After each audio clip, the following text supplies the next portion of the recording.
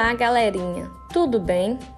Agora vamos falar um pouco sobre os povos indígenas e os seus direitos sobre o território brasileiro.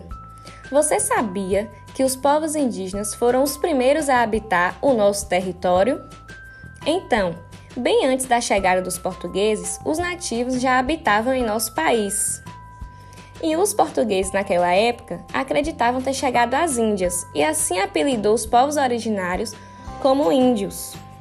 Lá no século XVI, os portugueses impuseram aos nativos de várias formas, sendo pelo catolicismo, a natureza e o uso da língua portuguesa.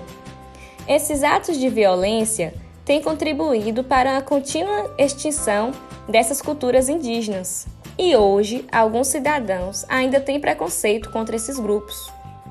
Os indígenas possuem línguas distintas, culturas próprias e características individuais, que são classificados como Tupi, Gê, Aruac, Cariri e outros.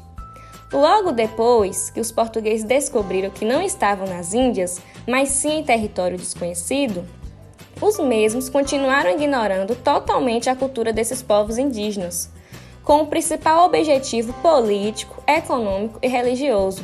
Estima-se que naquela época haviam aqui no Brasil cerca de 5 milhões de indígenas.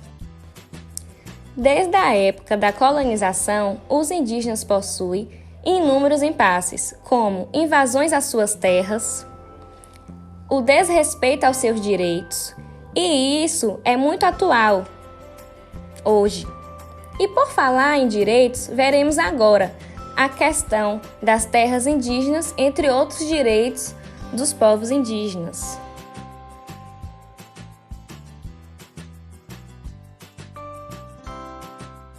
Para compreender os direitos dos povos indígenas, primeiro precisamos entender um pouco das leis, regulamentos, instituições e sistemas, como a FUNAI e a Constituição de 1988.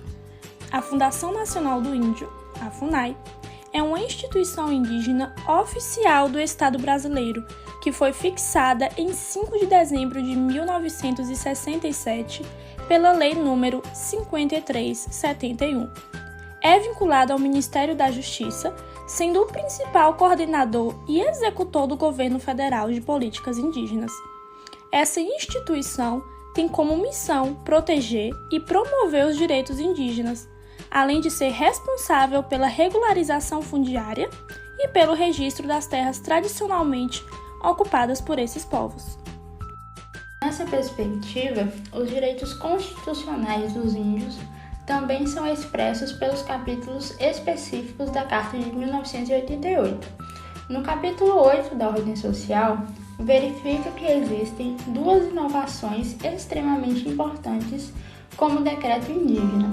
A primeira está relacionada ao abandono da visão assimilacionista, que entende os povos indígenas como uma categoria de transição, ou seja, está relacionada aos direitos indígenas que designada a desaparecer.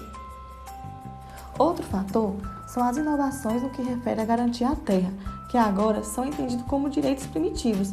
Isso porque os índios já estavam no Brasil muito antes da chegada dos portugueses, como vimos lá no início desse vídeo, tendo assim a necessidade de compreender que o índio possui sua história própria, ou melhor, modos próprios de se relacionar com a cultura brasileira.